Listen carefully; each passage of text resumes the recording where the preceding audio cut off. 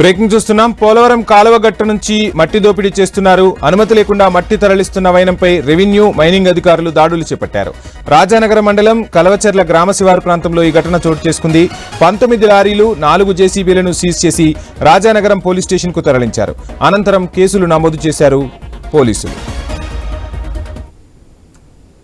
గ్రామంలో గ్రామస్తులందరూ కలిసి ఇక్కడ జరుగుతున్న మైనింగ్ ఆపడం జరిగిందండి. వాళ్ళ ఇన్ఫర్మేషన్ మేరకు మేము మా టీం అంటే తహసీల్దార్, రెవెన్యూ సిబ్బంది ప్లస్ ఏడీమెన్స్ కూడా వస్తున్నారు.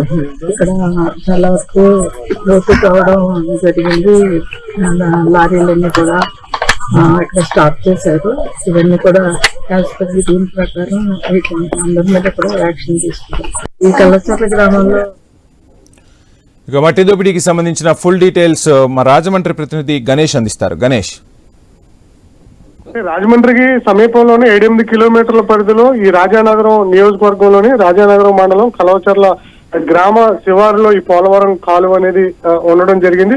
ఇదే క్రమంలో గత కొద్ది రోజుల నుంచి ఈ పోలవరం కాలువ గొట్టిన అంతటినీ కూడా చాలా వరకు అధికార పార్టీ నాయకులు తవ్వేస్తున్నారన్న ఆరోపణలు వినిపిస్తున్నాయి.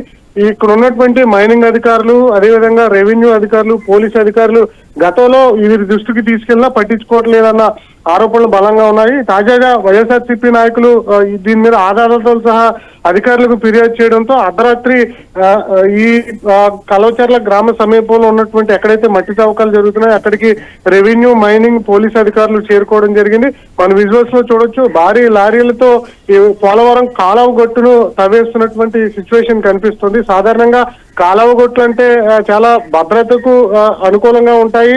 ప్రజలకు ముప్పు వాటిల్లకుండా ఈ గట్లను కాలువ గట్ల మీద ఏర్పాటు చేస్తుంటారు. అలాంటి భద్రతా గట్లన్నింటినీ కూడా ఇప్పుడు అధికార పార్టీకి సంబంధించినటువంటి పలువురు తవ్వకాలు జరుపుతుండడం పట్ల విస్మయానికి గురవుతున్నారు. మనం చూస్తే గతంలో గోకవరం ప్రాంతంలో కూడా ఇదే తవ్వకాలు జరగడం వివాదానికి కారణం అవడం జరిగింది. ఇప్పుడు మళ్ళీ తాజాగా ఎంత పెద్ద ఎత్తున మట్టి తవ్వకాలు కూడా జరగడం రాజానగరం నియోజకవర్గంలో వివాదాస్పదంగా మారడం జరిగింది. ఇక్కడ జనసేన పార్టీ ఎమ్మెల్యే బత్తుల బలరామకృష్ణ ఉండడం జరిగింది. గతంలో ఆయన ఆ నియోజకవర్గంలో ఒక తట్ట మట్టి కూడా నేను అక్రమంగా బయటకు తీసుకెళ్తే ఊరుకోనని చెప్పి ఆయన అనేక ప్రకటనలు చేశారు. కానీ ఆ ప్రకటనలో మాత్రం ఇక్కడ కనిపించట్లేదు.